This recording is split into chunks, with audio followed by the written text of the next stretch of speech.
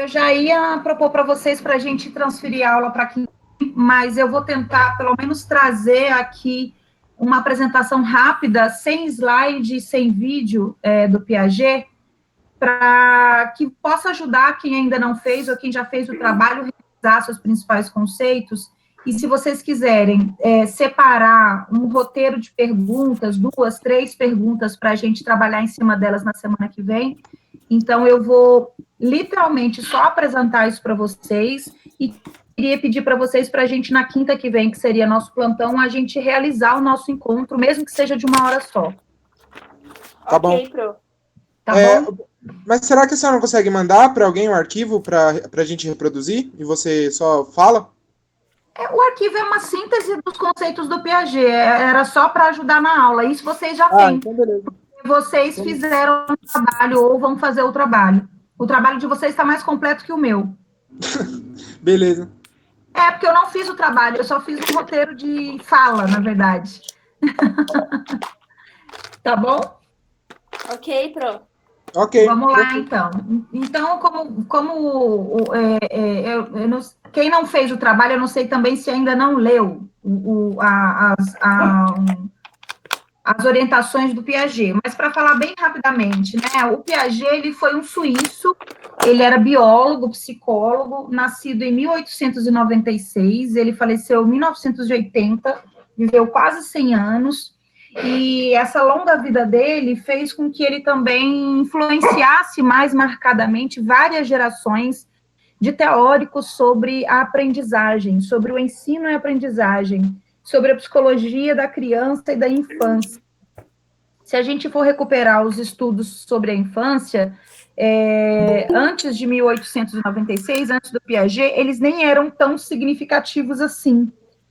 A criança era muito tratada como um adulto em miniatura. Então, foram os estudos da psicologia, da biologia, mas mais da psicologia, que ajudaram a sociedade a entender a criança como um sujeito de ideias, de opiniões, um sujeito importante, uma fase, a infância como uma fase importante na constituição do adulto, mas não uma miniatura de adulto como eram pensados antigamente, né? E aí várias teorias foram desenvolvidas sobre a infância, e uma importante também foi uma contraposição a um pensamento inicial de que a criança é uma tábula rasa. O que eu quero dizer com isso? Alguns pensadores afirmavam que a criança, ela era como um quadro em branco, sem nenhum conhecimento, sem nenhuma informação, e que tudo que ela tinha era recebido do meio externo. Toda a informação que ela tinha era recebida do meio externo. Os avanços teóricos, tanto da sociologia, quanto da psicologia, quanto da filosofia da infância, permitiram a gente entender hoje em dia de que isso não é verdade, né? A criança, ela recebe muitas informações do meio, ela se modifica a partir da sua relação com o meio, mas ela também é um sujeito que tem a sua própria inteligência, o seu entendimento sobre as coisas. Então, ela também transforma o meio, ela também tem as suas concepções, as suas predileções, né? Uma criança não é simplesmente a reprodução dos seus pais. Vocês estão me ouvindo? Sim. Ai, graças a Deus, milagre divino. Então, vou continuar, tá? Se por acaso der algum problema, alguém grita aí, por favor. Então, a criança, ela não é simplesmente o que a gente fala, né? O que a gente escuta, às vezes, falar em senso comum. Ela é de determinada maneira, ela tem determinados gostos, ela tem determinados comportamentos, porque ela é a cópia do pai, ou a cópia da mãe, ou a cópia da avó. Claro que todos nós temos uma carga genética, e essa carga genética, ela influencia no nosso comportamento, nas nossas ações, como vocês muito bem sabem disso, mas enquanto sujeitos, enquanto indivíduos que somos, nós nos constituímos muito pela cultura, o que nos diferencia, pelo menos até minha época. E falar nisso, parabéns, gente, hoje é dia do biólogo, né? Uhul! Obrigado, Pro. Obrigado, Pro.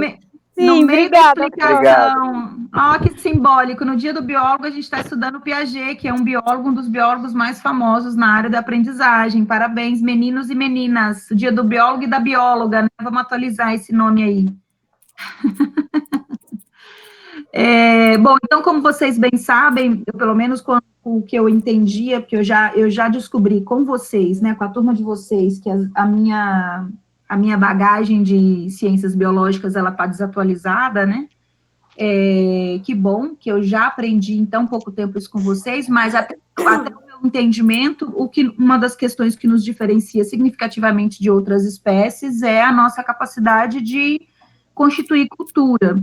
Então, o entendimento que se tem da criança hoje é que é uma criança ativa, né, com pensamento ativo, é um indivíduo com pensamento ativo mesmo na infância.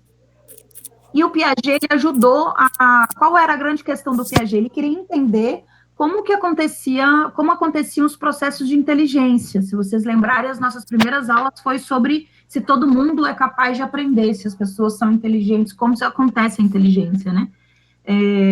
E o Piaget queria descobrir como é a inteligência da criança e como a criança aprende.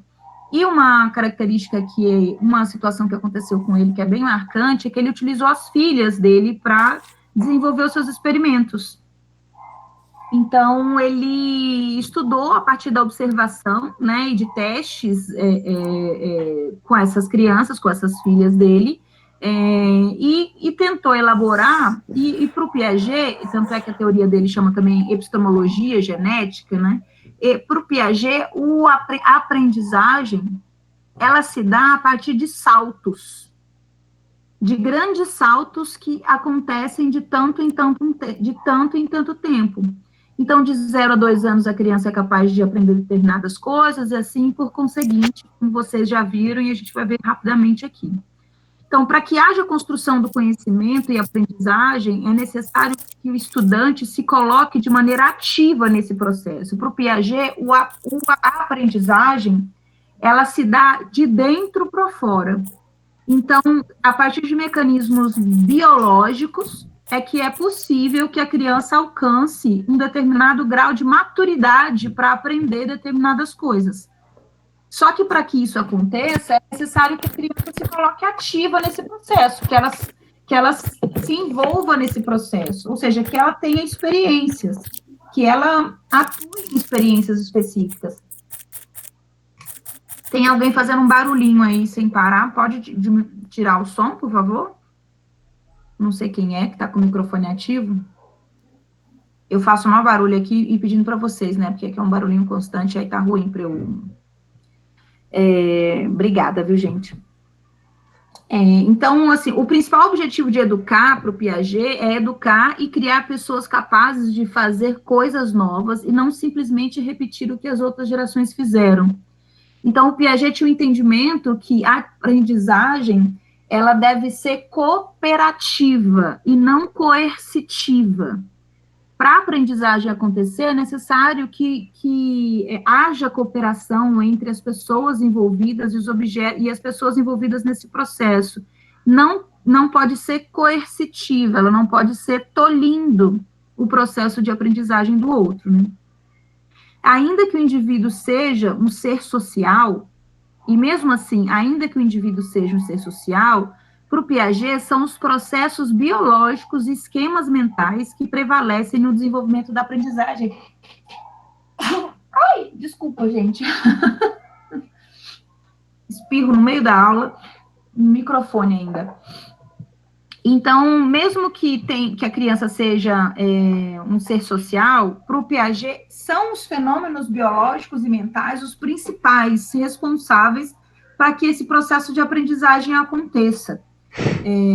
Por isso que a teoria dele se chama construtivista, né, e epistemologia genética, porque ele parte desse entendimento, dessa compreensão, dessa busca mental, né, genética, biológica da aprendizagem.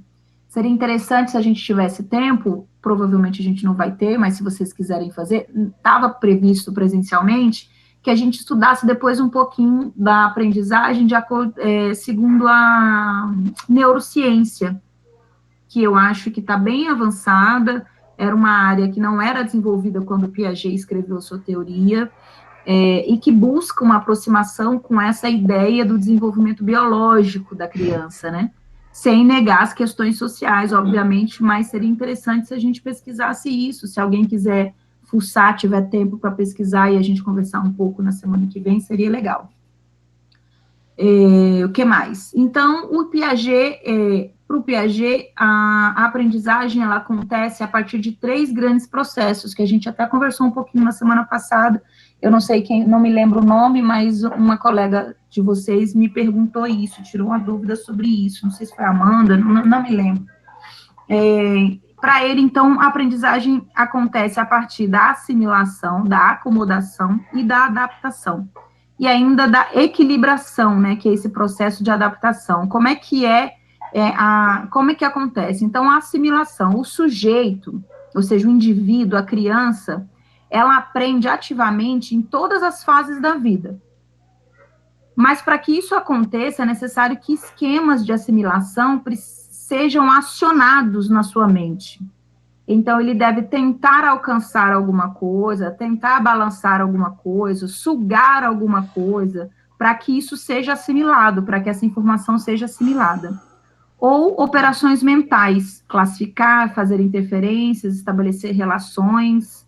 Isso também acontece a partir de assimilação, em qualquer fase. É claro que de 0 a 2 anos, a criança ainda não possui a capacidade, de acordo com Piaget, para classificar, fazer inferências ou estabelecer relações, mas ela é capaz de assimilar respostas, ela é capaz de assimilar respostas às suas ações. A acomodação, o processo de acomodação, ele é um processo de modificação das estruturas resultantes da assimilação. Então, o que significa? Quando você assimila uma determinada informação, essa informação vai ser acomodada no seu cérebro, no seu pensamento, de uma maneira que essa informação vai fazer parte já do seu repertório. E adaptação, que é o desenvolvimento da criança, decorre de estágios sucessivos como adaptações biológicas. A partir do momento que você vai se adaptando, que você tem mais idade, que você vai amadurecendo os seus processos mentais, as informações e o conhecimento que você tem, ele vai sendo adaptado, ele vai sendo consolidado. E ele passa, então, pelo processo de equilibração. E quais são essas fases, né, ou esses estágios? Deixa eu só abrir uma outra apresentação aqui, que eu ia mostrar para vocês, que eu vou usar ela para ajudar aqui um pouquinho, só um pouquinho. Só um segundinho, gente. Além da assimilação, da acomodação e da equilibração, o Piaget, ele fala também sobre a abstração empírica, que é a informação que a criança ou que a pessoa, ela tem sobre o objeto, e a abstração reflexiva, que é a informação que a pessoa tem da ação que ela tem sobre o objeto. Então, ela vê um copo, por exemplo, e ela tem uma informação sobre aquilo. Essa é uma abstração empírica. Aquilo é um copo. Sei lá, meu copo aqui de refrigerante. Depois que eu uso esse copo de refrigerante, seja para tomar um refrigerante, seja para colocar um lixo aqui dentro, seja para colocar uma flor, seja para jogar na cabeça de alguém, eu tenho uma ação sobre esse copo. E a minha abstração reflexiva eu reflito sobre essa ação. Então, a informação que eu tenho sobre esse copo, ela é mais amadurecida, ela é mais desenvolvida, ela é mais sofisticada, vamos dizer assim, porque ela extrapola esse momento de que eu só vejo um copo que eu acho que eu sei o que é um copo, né? Mas vai que eu vejo um objeto que eu não sei o que é, sei lá, e eu vejo aquilo, eu acho que aquilo é uma esfera, é um cone, é um quadrado, e depois que eu uso aquilo, eu tenho uma outra informação sobre esse determinado objeto. Para o Piaget, a criança, ela passa por essas fases, esses estágios, na verdade, de desenvolvimento, porque fases, quem vai falar depois é o Vygotsky, e ela está dividida em 4 grandes fases, na verdade, em 3 grandes fases, que é a sensório-motor, pré-operatório e operatório, só que a operatório se divide em 2. A sensório-motor, a criança de 0 a 2 anos, ela possui inteligência prática, ela, né, na teoria do Piaget, o que marca esse período? É um período onde a linguagem não está desenvolvida, ainda por completo, e a relação da criança com o objeto, ela se dá pela percepção e manipulação, que nem eu falei para o Gabriel no plantão de quinta-feira passada.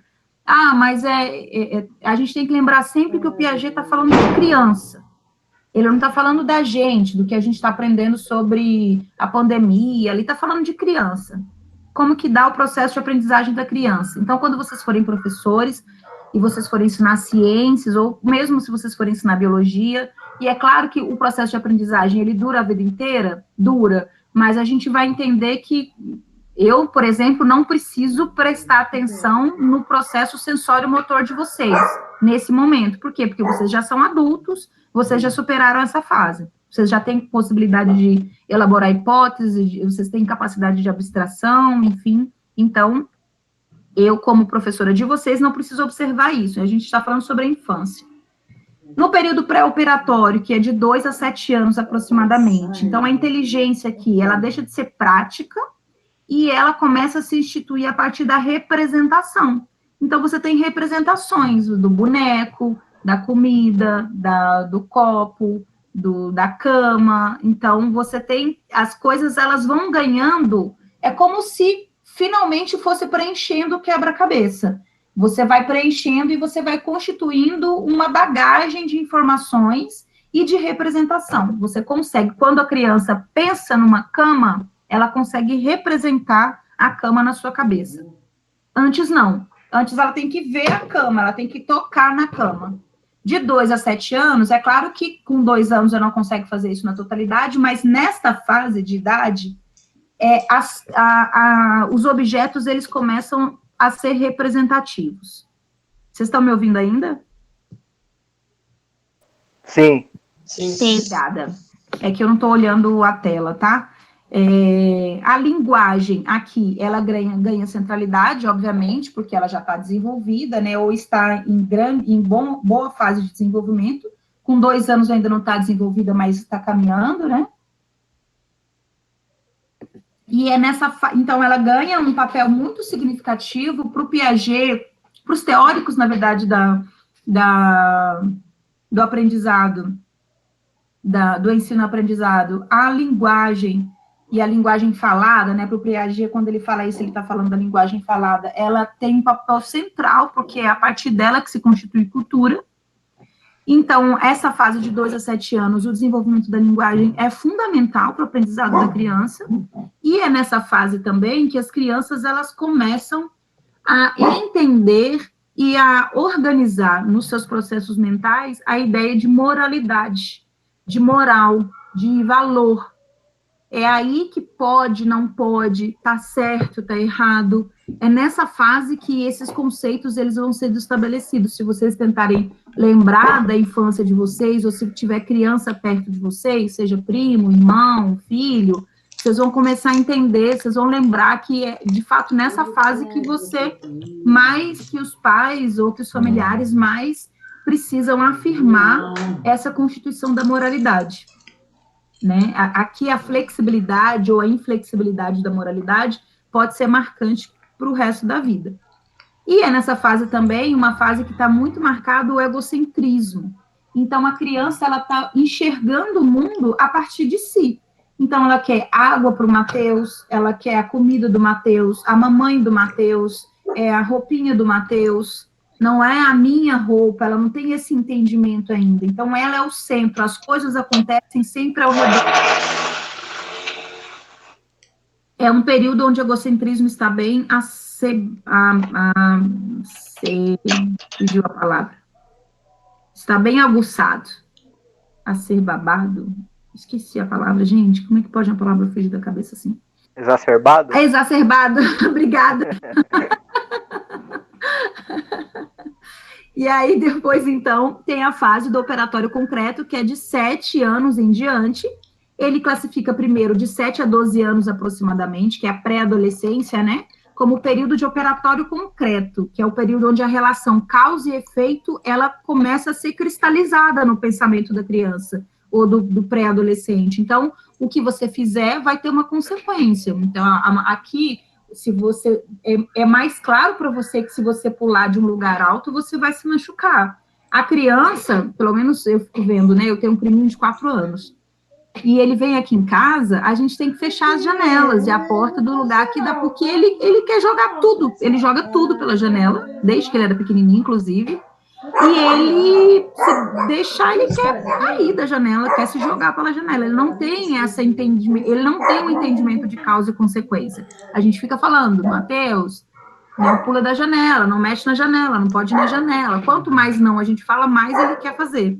Mas de 7 a 12 anos, a ideia de causa e efeito está mais constituída na cabeça da criança, né? E a criança consegue também sequenciar ideias ou eventos. Então, ele consegue dar uma sequência das coisas. Primeiro eu fiz isso, depois eu fiz aquilo. Ah, a mamãe fez o almoço, agora já está na hora a mamãe fez, a gente jantou, já está na hora da gente dormir. Então, esse entendimento está mais nítido, está mais claro. Hoje eu vou à escola, eu não fiz o dever de casa, então eu não vou poder jogar videogame. Essa relação de sequência de eventos, ela está mais clara na cabeça das crianças. E ela consegue trabalhar 2 pontos de vista. Então, a minha perspectiva é a sua perspectiva. A mamãe diz que sim, o papai diz que não. Se a gente for pensar em 7 anos, hoje em dia, 7 anos, as crianças estão bem mais amadurecidas do que no período que o Piaget escreveu essa teoria, obviamente. E com 12 anos, então, nem se fala, né, gente? Com 12 anos é mais adulto que eu, quase, de tão amadurecido que tá. Operatório lógico formal seria, então, no início da adolescência, que é dos 12 em diante, dos 12 aos 16, aproximadamente, que é quando o Piaget acha que as faculdades mentais, os esquemas mentais, eles são amadurecidos até os 16 anos. Então, depois dos 16 anos, o seu cérebro, ele está pronto para aprender tudo. Ele já está amadurecido para aprender tudo. Você já é capaz de aprender tudo. Vamos lá. Para o Piaget, então, nesse período lógico formal, que é o último período de desenvolvimento, amplia-se as capacidades conquistadas nas fases anteriores. Então, tudo que você tinha capacidade de aprender nas fases anteriores, elas são potencializadas agora. O raciocínio, ele já consegue estabelecer hipóteses, esquemas abstratos. Então, o que é democracia? O que é saudade? O que é socialismo? O que é capitalismo? Né? É difícil até para quem estuda mesmo entender, mas com essa idade as crianças conseguem entender um pouco mais, né? O que são os continentes, a capacidade de abstração de entender, mesmo sem nunca ter ido em outro continente, de entender o que é um museu, o que é, enfim, de que o horário do Japão é diferente do horário do Brasil. Esses conhecimentos que parecem tão simples na nossa cabeça hoje em dia, eles começam